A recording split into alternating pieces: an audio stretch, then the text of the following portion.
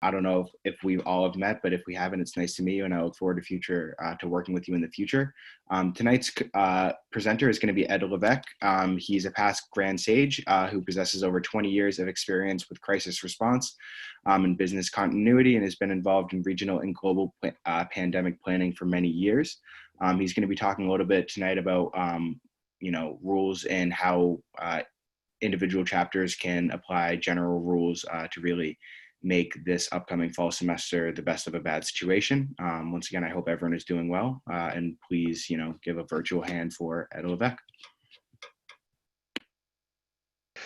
Sam, thank you very much. I will ask that if you have questions, please forward them to Sam in the chat box. I'll be taking those after this presentation, which should be about 20-25 minutes or so. And I look forward to hearing about the questions that you have. So, as you'd already heard, I have about 20 years experience doing emergency management and crisis response, certified in both health and safety as well as business continuity planning. I do this with Takeda Pharmaceuticals, which is a top 10 pharma. And one of the things I've been working on a lot, especially since January, is lots of planning and preparations for COVID-19 response. Besides that, the other thing I wanted to note is that before this particular pandemic, there were smaller scale ones such as SARS and H1N1. I was pretty involved in those as well. What I feel I can bring to this conversation is I understand the playbook. I understand what the control measures should be, how pandemics work in general. They all follow certain patterns, even though they do vary a bit. But I really understand where this could be going in terms of the impacts, and that's what I want to stress. The scenarios are going to be different, the impacts don't change, and it's really planning to those impacts I want to talk about. And of course, I have plenty of experience with Sigma Pi. I'm from Bridgewater State, Eta chapter. I was a chapter director of Province Archon, and I served on Grand Council, including the position of Grand Sage for quite a few years. So what am I going to talk about today? Why are we even discussing this, and why is this important to be planning? I will get into that. I'll also talk about the scope and what I will and won't cover. I can't cover everything. We don't have a lot of time, and I don't want to take it all up on you. So I will get into that a bit, as well as where we are today with COVID-19 and where it might be going, how it's going to impact both your colleges, as well as potentially your chapters and yourself. And then I'm going to paint a picture of what the hypothetical campus situation might look like this fall. I say hypothetical because there's still a lot of things to flesh out. And then we'll talk about how you can adapt and how you can move beyond that too. Now, the important thing is when I present these things, I want to stress that I do this already for a living. So I have a pretty good idea of how I would go about this. If a school called me, said, Ed, can we talk to you? Can you give us some advice on how we should go about our planning? Or was it a housing corporation or even a chapter? I feel pretty good that the hypotheticals I'm going to present to you, a good number of them are probably going to happen one way or another.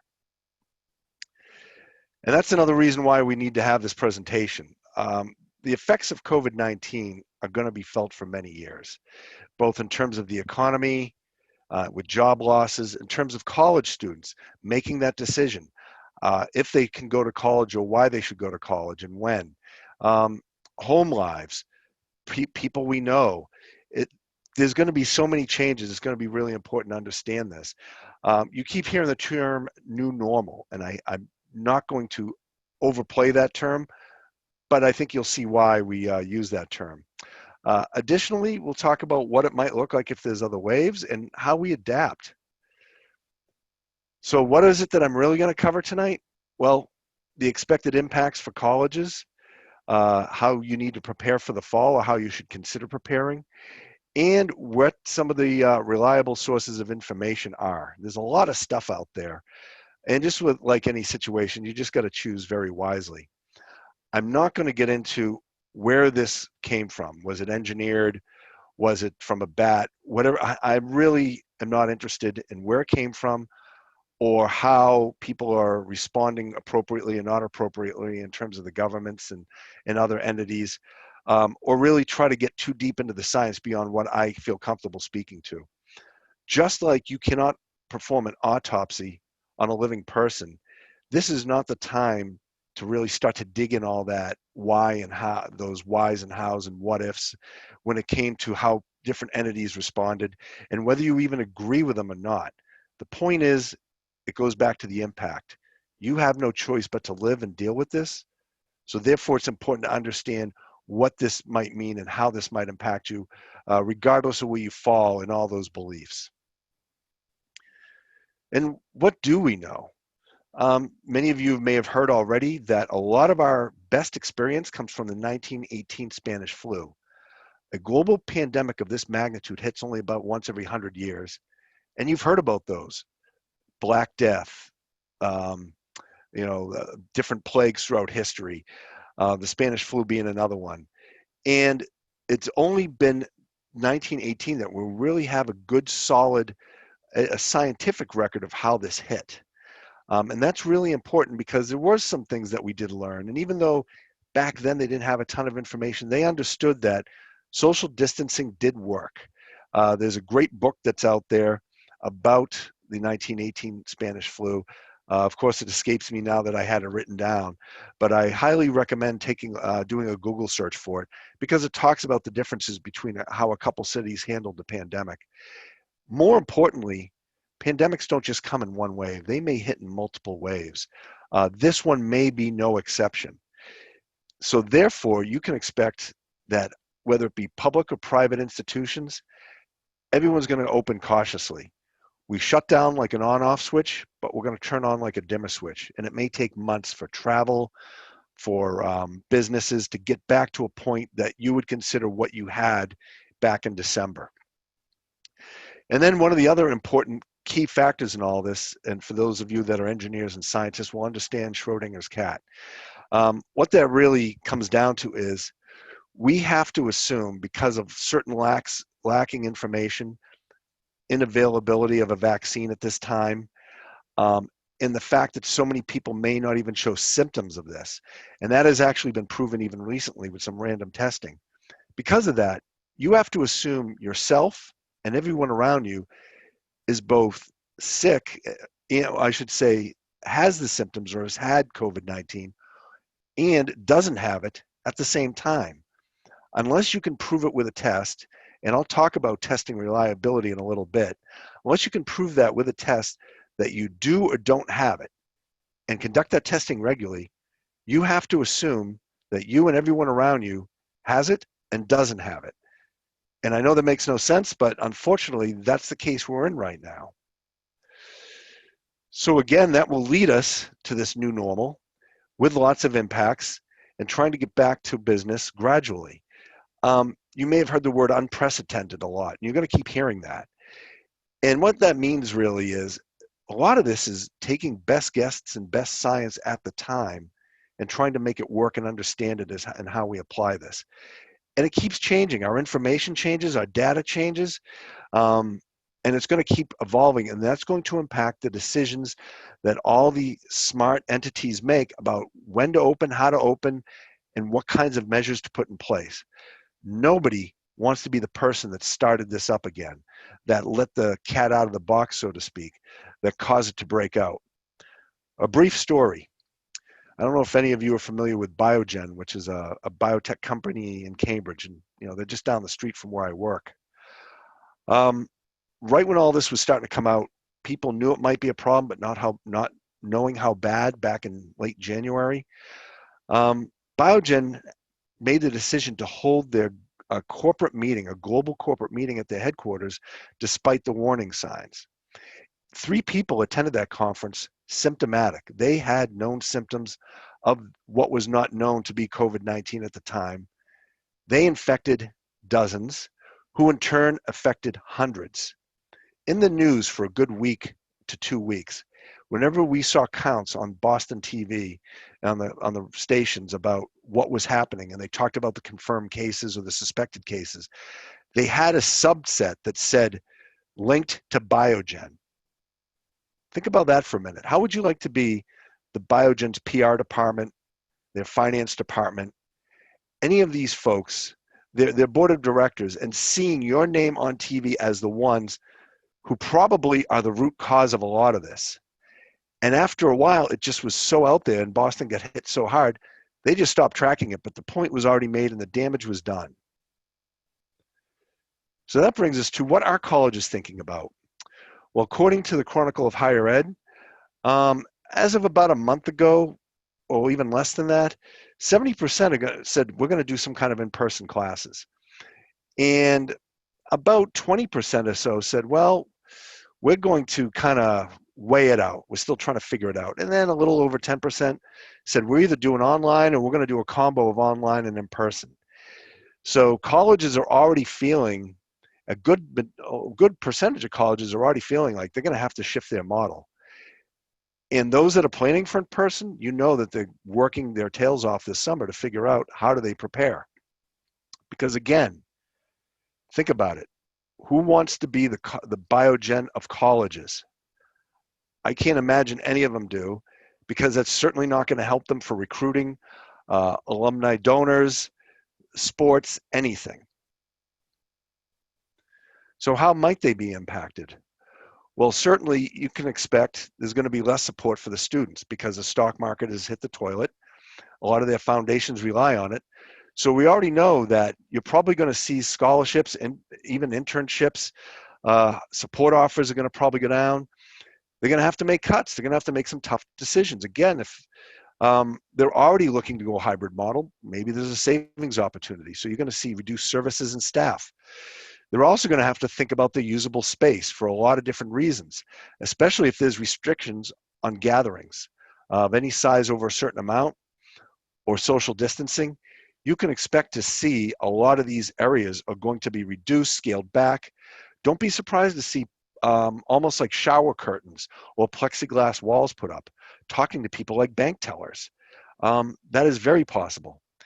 Also, and I'll talk about it in a minute, is there could be very well be less students. So that means they're going to be facing reduction of on-campus attendance, especially international students, because even though the United States might quote unquote open for business in a lot of states, and that's assuming travel is going to be open interstate, it doesn't mean all the country is going to be open for business. South America is getting pounded right now by COVID-19. For those colleges that rely on international students, who, by the way, pay a lot of the freight for a lot of these colleges, you may see a lot less international students around campus, which is certainly going to affect campus spending. But what does that mean for the colleges? There was a study out there in Forbes that said you could see up to 35% less students on campus. Assuredly, 4% would drop, and others may take other ways to go about this, whether it be online or seek alternatives. However, the good news for schools is 65% still want that campus experience. That's why students are going there. That's why they're paying the money. Of course, that's important to them. So they understand this. But they also understand half the students this summer are going to have a job or internship. I spoke to the sage at Bridgewater. He's fortunate because he works in student office that is involved in a new orientation, campus onboarding, et cetera. And he's going crazy because not only does he have his normal job, but they have to figure out how to work with coronavirus and doing this. But I've talked to a lot of students that have lost their summer job or they're scrambling. Same with internships. Some of them have been thrown up in the air. Some of them may not happen, or what few they do have are because, hey, they can be work from home kids, and that's great news. The other thing that's impacting campuses depend on a lot of revenue from a lot of their events planning, catering. Think about yourselves as students, how many events you have on campus. Think of those alumni events, those dinners, those award banquets, those pre and post game celebrations, homecomings. Those are certainly going to be impacted, as well as your clubs, your activities, and the things you do as a student you take part in. Those could be completely eradicated or changed as well. Colleges are going to be thinking about that Schrodinger's cat. Do we test the students? How do we do this? How often do we do this? What do we do if we're not allowed to have students in arenas? That could be a very big possibility. And again, think about tailgating and everything that comes down to. Some colleges are thinking, you know what? we'll just go after those out-of-state students for the big state schools, and we're going to have everyone else stay at home if they're in state. Or they might say, we'll just bring in the freshmen and the upperclassmen. We'll figure other ways to go about this. There are going to be a lot of changes in terms of how they handle housing and food delivery too. Just having that guy from the local pizza shop show up late night, that could be changed completely too. But when you think of all the things the college must think about, you have to also think about, what does this mean for your chapter? As I said earlier, there's going to be less support for campus activities. And one of the things you can expect is there is going to be a lot of, there's probably going to be a good lack of sympathy for Greek life, and just be prepared for that. They have to circle the wagons. So it's very possible that you could see lack of support for recruitment and on-campus activities, or they're going to be suggesting you guys start shifting and saying, okay, you can do recruitment, but it's going to be remote. Also think about all the tabling you do for all your stuff, not just recruitment, but all your philanthropy events, sign-up sheets, all those things you rely on tables on. Those may be changed, restricted. Your meetings, and you can also expect that the typical wave of those young 18-year-old freshmen, that could shift too. Besides losing them in the first year or two, you might start seeing a lot of those 2-year community college students coming in because they needed to save money. They lost a job. Their parents lost jobs. They couldn't get work. They had personal or family or medical issues to deal with before they could commit to the big university. In those residence halls, same thing. Occupancy is going to be down.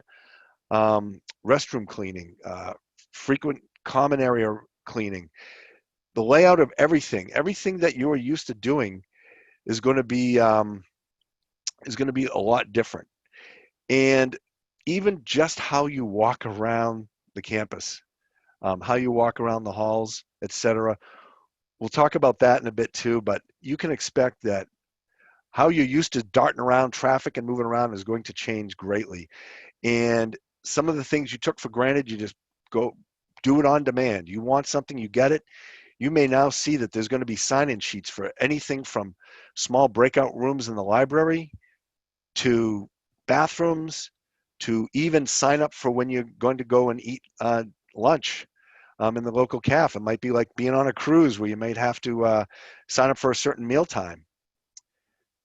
And again, what fraternity wants to be ID'd as ground zero?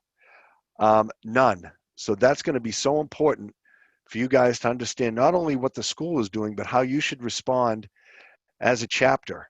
So that way it isn't on that local news.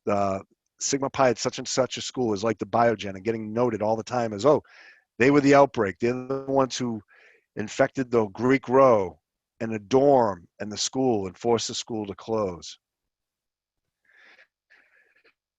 So let's say I take out my magic 8-ball and kind of say, what do I think campuses are going to do this fall? Again, having done this a lot, if they were to call me, say, Ed, we want to pick your brain, want to think about this a little bit. I got some ideas, want to share some best practices. You've been through a few of these. How might you go about this? First thing I'll say is if the second wave hits, forget it. Just like you guys went home after spring break, you will be going home again just as abruptly. If I were a betting man, I would say if a school asked me how to do this, I would say if you could get everybody out by Thanksgiving and not have them, and then do all their finals virtually. So in other words, classes are done by Thanksgiving break. Have them not come back on that break. Classes go virtually for the rest of the semester. I would say that if a school asked me to think about that, I would talk that through with them. I know that might be a burden, but I would talk it through. There may be regular temperature checks and testing to come in and remain on campus. Again, we're talking about that cat in that box. You both have it and don't have it. How the heck are they going to figure that out? On testing, you've probably heard there's a couple different types. I won't get too crazy into the science, but there are swabs and then there's blood testing. Neither one is perfect. you're relying on whoever did the swab to do it right, and it is not a perfect test.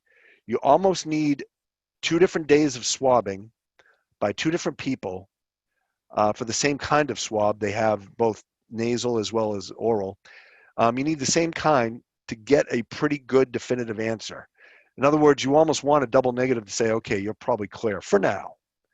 Blood tests can only tell you that you probably were exposed. It doesn't tell you if you still have it actively.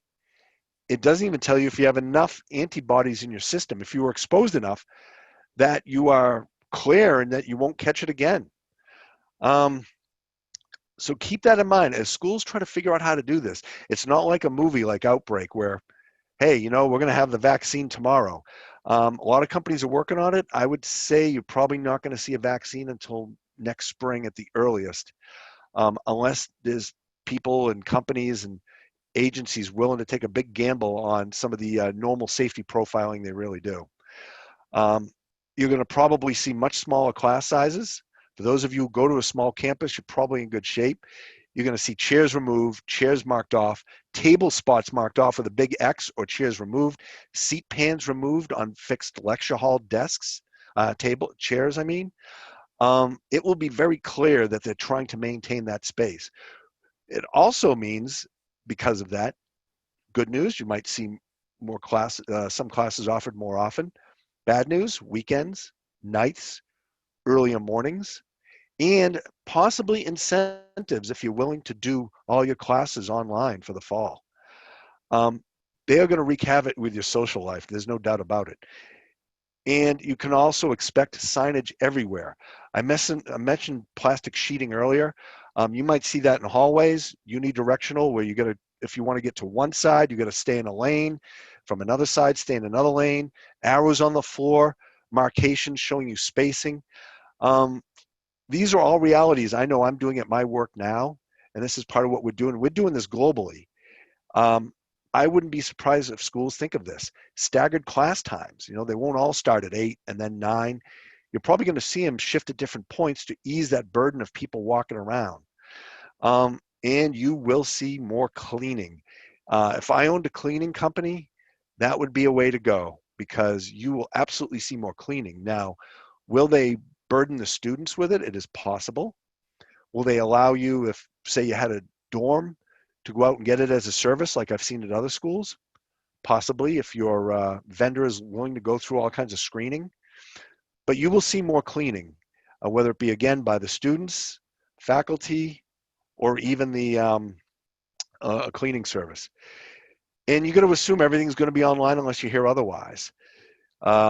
You'll see dorms with reduced occupancy, and those social gatherings above a certain size, again, they're going to be cut back, and they're going to really limit your ability to have too many visitors. I've seen on a couple hypothetical scenarios of how dorms will look. Good news for those of you in triples and quads, you're probably going to go to doubles, but it's also going to be very limiting. So that's why I say there may be incentives for those who live close enough to a school not to attend the school. You'll see more virtual learning. Don't be surprised to see teachers, whether it be a lecture or even if you want to go meet with them after, off hours to talk about a class or get some coaching, to use like some kind of sheet, plexiglass sheeting, shield in a specific location. And of course, face masks goes without saying. One other thing you may see is segregating housing for those ill or highly suspect. Again, it depends on how fast testing can come out. But you may see situations where if you're going into a dorm, and again, you may be screened to go in, there may be a line. If you don't answer questions properly or you're displaying any kind of symptoms, or you're in the dorm already, or you're in a classroom, or you're somewhere already and you're not feeling well, there will be probably isolation areas. They won't be jumping out at you. Think about like an airport. Think about like when you go to an airport and someone fails a screen, they go through security checks, something happens, and they go somewhere. And it's not usually crazy or they make a big deal about it unless the it looks like an immediate danger. but they go somewhere and you don't see these rooms, these screening rooms where they isolate people and check them. It's very possible you could see these rooms where they can do a little bit more screening, test temperatures. It's possible there may be testing that could turn around within half an hour to an hour that are very reliable by the fall. It's possible. I'm not saying it's definite. And those might be holding rooms that are needed. Or worst case, if someone's really ill, maybe it's figure a way to get them out of that particular building or area without bumping into other people. These are happening now in industry, in business, in public place, I shouldn't say public places, but like stores. So I have no doubt that this is something that, again, colleges may be considering. It is not to chastise, but again, it's trying to isolate students that might be ill. And the dorms also go without saying that if they think you're suspect, they might ask you almost like hoteling space. All this, as you can see, means there will be intervention on Greeks. You've heard the expression, don't let a good crisis go to waste more than once. Absolutely. You will, as Greeks, be expected to conform. If a school was asking me for advice, I would be looking at all their clubs and activities. I would pinpoint fraternities and sororities and say, okay, there is a potential for impact, there is a risk, and we need to talk about liability. And we need to figure out how these chapters can demonstrate to you, the campus, that they're not making your students ill, which means they may end up home or isolated or unable to take classes and may then seek some kind of refund or recompense from that campus. So how do I adapt to this? First, plan for that new normal I talked about. Do your research, go to trusted authorities and trusted information outlets, please. There are also some governments that have very strong and very robust websites. If you do some searches, you can probably find them. Most importantly, be respectful.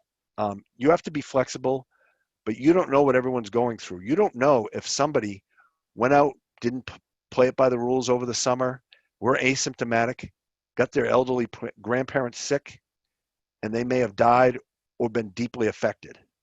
You don't know if someone in their family's been lost. You don't know if that person is immunocompromised or has a pre-existing condition that could impact them. So you have to think about this. And that's why they talk about everyone should be wearing a mask, because even though masks maybe catch 80%, if you're wearing a decent cloth one, 85%, you don't know what that other person has going on. You should also be setting up your virtual networks now. A lot of people had good time to get used to Zoom and ramp up their social media game. Now more than ever, you will need to continue that. You personally, I cannot stress enough, you have to keep up with the campus policies, local regulations, and understand what you need to do. Respect those self-quarantine practices, regardless of what your stance is. Protect the people around you. Do not start that epidemic. Follow whatever the guidelines is for your particular state, province, county, local jurisdiction. Most importantly, seek mental health guidance if necessary. This is Mental Health Awareness Month. And one thing this has impacted, especially for freshmen coming in that have lost graduations, proms, senior photos, senior trips, all those things that you got to experience as graduating seniors, those freshmen have lost. I know I have a daughter who's going through that. I see her friends. This is having a huge impact. So your younger members who may have siblings or those incoming students, you have to be aware of it in yourselves. Understand what mental health facilities are available and please take advantage. Also understand finances. Look for those work studies because they're going to be limited. Refinance loans if you can, especially if your parents have been affected and they're on the loans with you, co-signers. Maybe it's time to look at refinancing. But crisis is also opportunity. And as I say, a beach in the middle of the summer is going to need a lifeguard. There are a lot of jobs out there if you're willing to do them, and depending on your level of comfort, anything from contact tracing. These are people who work remotely. They all need is a phone, a laptop, internet access, pass an interview, and for $25 to $40 an hour, you could be helping boards of health track down who might have COVID-19 based on who is infected, especially because testing isn't reliable. They still need this layer of contact tracers. There's not enough in this country. And those jobs are so hard to, not hard to get, but hard to fill because the system can't even keep up with the interview process. If I were an app developer back in January, I could retire now, selling 99-cent apps for everything and anything, from doing self-checks, answering those questions you may have heard about to enter a store. A lot of businesses have to ask questions of their employees before they walk in the door, and that is a logjam at the door. If I had an app and I could answer 3 questions, I could generate a QR code or send an email to my company and tell them I'm good for the day so they can turn on my access badge. Or if there's other situations, for a school or somebody else, or where I could, maybe a resource app to find info, I'd be all set. I mentioned cleaning companies, pharmacies. A lot of these companies are trying to open at crazy hours to allow for younger people to go, not younger people, older people to go in and shop, and immunocompromised. But they have to open early because some of these folks are up at 6 a.m. and they want to be in there and done and out before crowds come in. Again, lots of opportunities. But your chapter, as I said, you want to establish those processes. You want to start figuring out now. I have recommended to the chapters in New England, I'll tell you what, I'm really proud of the Sages. I was so impressed and so fortunate they let me sit in when they brainstormed and talked about how they can adapt and what they're doing about COVID, what it means to them, and how they can start thinking about the fall. And they're already thinking about some of this, brotherhood events online and remotely, how this might impact their budgets. All these things are great. Furthermore, talking to that Greek advisor, don't wait for the school to call you and say, this is what you as fraternities are going to do. Be proactive, call that Greek advisor, say, hey, let's work together. Let's figure this out. We know our practices may be better than you. Let's talk about this. Yeah, what's our substitute for the lecture hall you let us borrow for our meetings? How do we handle these different things? Those are things that you could start talking about now, because if you don't talk about them now with your Greek advisor, he's going to be telling you what you need to do in the fall, and you may not like it. And that includes rush, that includes everything. Also, start thinking about your alumni and if there's ways they can help you in your chapter.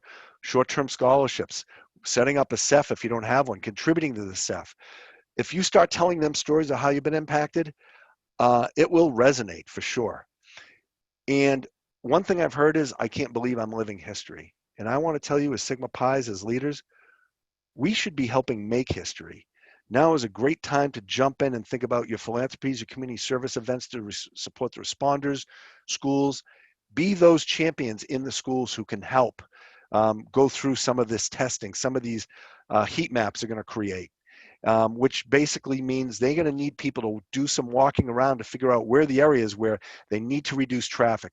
They need to practice scheduling. They need to do walkthroughs. If you don't, they're going to have faculty advisors and professors and other support staff do this. Maybe you can help them do it, and maybe you can help report. At my company, one of the things we've done is we've set up internal, I guess they're like Facebook groups, where all our groups can then send in lifetime photos and comments to my team and others in the company, who can then evaluate some of our assumptions and our plans, so we can lifetime make changes. If we have to redirect traffic, put in new control measures, things we didn't think of, think about how important that would be to your school if you could do that. And again, fundraisers, philanthropies during the year, ACE projects are going to be so big supporting your campus, especially people who are doing those first response activities. And recruitment is going to hit you hard. Fired Up had a great blog about recruitment techniques. I'm going to suggest you go there. But you need to be thinking about this now. In general, again, I think the chapters, if I were advising a chapter, I would say you guys need to appoint one guy, one chairman. He's your COVID chairman. His job is to look at all your other committees, think about the activities they do, and help them adapt and help them shift their thinking and prepare their work, because those guys got tunnel vision. They need to prepare their work for the fall. Just like in recruitment, your recruitment chair, a good one, is always saying, How do I embed recruitment in everything I do, and all in our brotherhood events, and our socials, our philanthropies, our fundraising? How do you embed COVID-19 controls and response into all your operations? Um, Again, that's something that I know some of the sages in New England have been talking about. And I think having a person, a dedicated guy in the chapter who's doing that, thinking about this now over the summer, um, it's going to prove invaluable to the chapter. Rather than, again, waiting and being reactive to when you walk on campus and being told what you need to do, getting in front of it and be prepared.